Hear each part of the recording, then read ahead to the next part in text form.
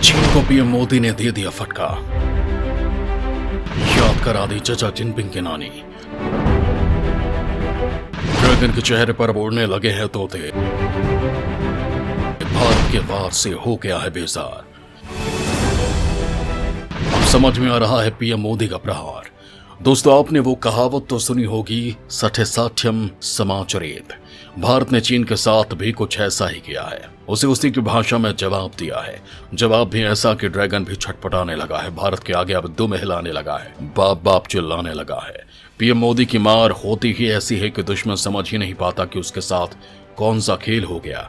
अब बेचारा चीन भी यही समझने में लगा है कि आखिर भारत के इस मार से बाहर कैसे निकला जाए। भारतीय छात्रों के साथ चीन जो कर रहा है उसके बाद ये जरूरी भी था। दरअसल भारत के कई बार कहने के बाद भी चीन अपने दुष्टई से बाज नहीं आ रहा था, भारतीय छात्रों को वापस नहीं बुला रहा है, लिहाजा भारत ने उसे ऐसी मार मारी है कि वो ताउम्र नहीं भूल पाएगा। अब उसकी हालत धोबी के उस कुत्ते की तरह हो गई है जो इधर से उधर मारा मारा फिर रहा है। चीन ने आखिर भारतीय छात्रों के साथ ऐसा क्या किया कि जो भारत को कड़े कदम उठाने पड़े। आज के इस वीडियो में मैं बताऊंगा आपको सीमा विवाद को लेकर चीन क्या हथकंडे अपना रहा है, वो भी समझाऊंगा आपको, लेकिन उसके लिए आपको मेरे साथ बने रहना होगा और यह वीडियो पूरा देखना होगा। तो चलिए शुरू करते हैं। दोस्तों, भारत के साथ सीमा विवाद की खींच चीन भारतीय छात्रों के साथ निकाल रहा है। वो सोच रहा है कि भारतीय सेना का तो कुछ बिगाड़ नहीं सकता, लिहाजा उसके छात्रों को ही परेशान किया जाए, उनके भविष्य के साथ खिलवाड़ किया जाए।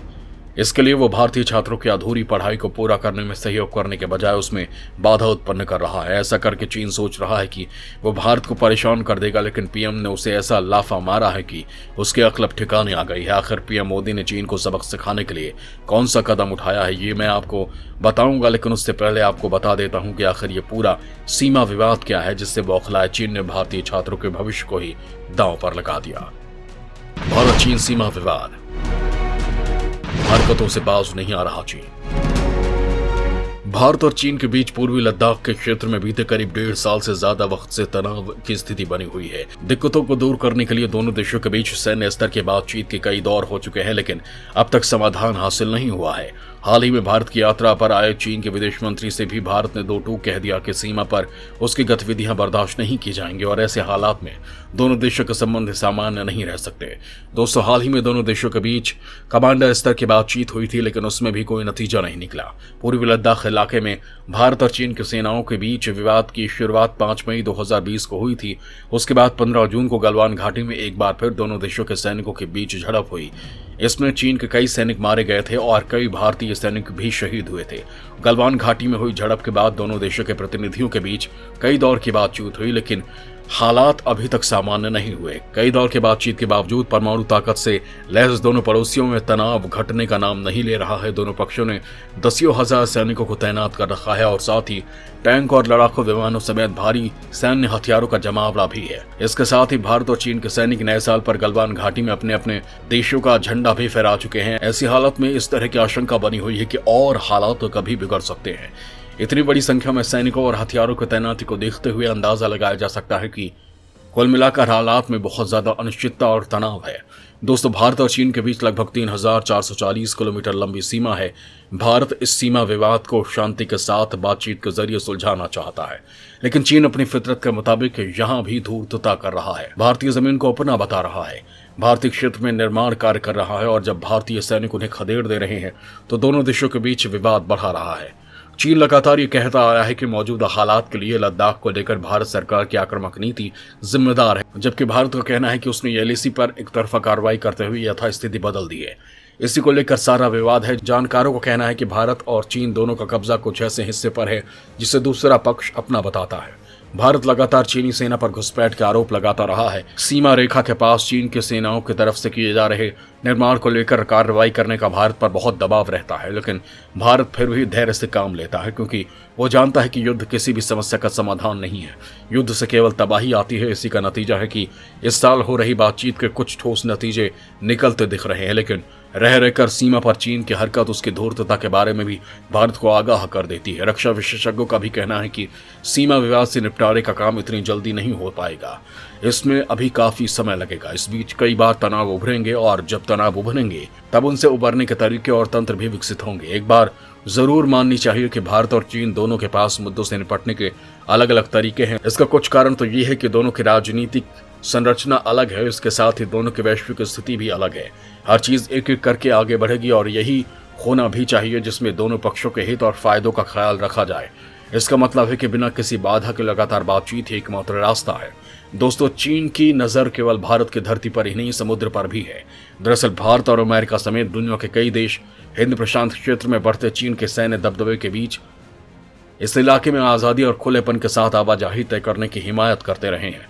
लेकिन चीन पड़ोसी देशों की दावेदारी को दरकिनार करते हुए दक्षिणी चीन सागर में कृत्रिम द्वीप और सैन्य ठिकाने बना लिए हैं, जिसके बाद भारत ने इसके पैरों में जंजीर डालने के लिए क्वाड संगठन की बेड़ियां तैयार कर दी। इस संगठन के बाद से ही चीन तिलमिला गया और इसे अपने खिलाफ साजिश बता रहा है। दोस्तों, इन्हीं सब विवादों के चलते चीन भारत के साथ सीधा टकराने के बजाय दूसरे तरीकों से उसे परेशान करना चाहता है, लेकिन उसे क्या मालूम था कि भारत उसके नहले पर दहला मार देगा। दोस्तों, भारत ने चीन को कैसे उसकी चाल में पटखनी दी है मैं आपको बताऊंगा, लेकिन उससे पहले चीन के भारतीय छात्रों को लेकर क्या साजिश है ये आपको बता देता। अधर में अटके भारतीय छात्रों की पढ़ाई। भारतीय छात्रों को वीजा नहीं दे रहा चीन। दोस्तों, चीन ने कोरोना महामारी के बाद अभी तक भारतीय छात्रों को वापस लौटने की इजाजत नहीं दी है। इस बीच श्रीलंका के अधिकारियों ने बताया कि चीन ने उनके देश के कुछ छात्रों को 2 साल के अंतराल के बाद वापस लौटकर पढ़ाई शुरू करने की इजाजत दे दी है। चीन में श्रीलंकाई दूतावास ने एक बयान में कहा कि कोलंबो में चीनी दूतावास ने चीन लौटने के लिए छात्रों के 2 समूहों को अंतिम मंजूरी दे दी है। बाकी बचे छात्रों को चीन लौटने के लिए तैयार किया जा रहा है। दूतावास ने कहा है कि उनके देश का प्रयास है कि श्रीलंका का हर छात्र चीन वापस जाकर अपनी पढ़ाई जरूर पूरा करे। चीन ने कुछ ऐसा ही कदम पाकिस्तान और दक्षिण कोरिया छात्रों के साथ भी किया है, लेकिन भारतीय छात्रों को वापसी को लेकर अभी तक कोई फैसला नहीं किया है। ऐसे में माना जा रहा है कि लद्दाख में जारी सीमा विवाद का बदला लेने के लिए चीन भारतीय छात्रों की वापसी में जानबूझकर रोड़े अटका रहा है। जबकि चीन में पढ़ने वाले विदेशी छात्रों में भारतीयों की संख्या सबसे ज्यादा है। एक अनुमान के मुताबिक कोरोना महामारी से पहले लगभग 20,000 भारतीय छात्र चीन की अलग अलग यूनिवर्सिटीज में अध्ययन कर रहे थे। कोरोना फैलने के बाद चीन ने इन छात्रों को भारत भेज दिया था, जिसके 2 साल बाद भी इन्हें अपनी वापसी का इंतजार है। चीनी अधिकारियों ने फरवरी में भारतीय अधिकारियों से कहा कि वो हजारों भारतीय मेडिकल छात्रों के लिए जल्दी वापसी पर काम कर रहे हैं, लेकिन उन्होंने कोई टाइम टेबल नहीं दिया है। बीजिंग में भारतीय दूतावास ने तब कहा था कि चीन के विदेश मंत्रालय ने आश्वासन दिया है कि वो भारतीय छात्रों सहित सभी विदेशी छात्रों के कल्याण के बारे में चिंतित है। उन्होंने ये भी कहा था कि मंत्रालय चीन में सभी विदेशी छात्रों की जल्द वापसी पर काम कर रहा है। हाल ही में भारत के विदेश यात्रा पर आए चीन के विदेश मंत्री के सामने भी ये मुद्दा उठाया गया था। तभी चीन ने भारत का भरोसा दिया था कि वो जल्द ही भारतीय छात्रों को पढ़ाई पूरी करने के लिए वीजा देगा, लेकिन उसने ऐसा किया नहीं, जिसके बाद भारत उसकी मंशा समझ गया और चीन को सबक सिखाने के लिए उसने भी एक तगड़ी चाल चल दी। चीन को सबक सिखाने के लिए भारत का बाउंसर।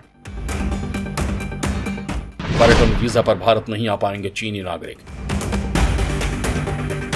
दोस्तों, चीनी नागरिक अब पर्यटन वीजा पर भारत नहीं आ पाएंगे। दुनिया भर में एयरलाइंस के संचालन पर नजर रखने वाली संस्था अंतर्राष्ट्रीय हवाई परिवहन संघ ने कहा कि चीनी नागरिकों को जारी किए गए भारतीय पर्यटन वीजा वैध नहीं रह गए हैं।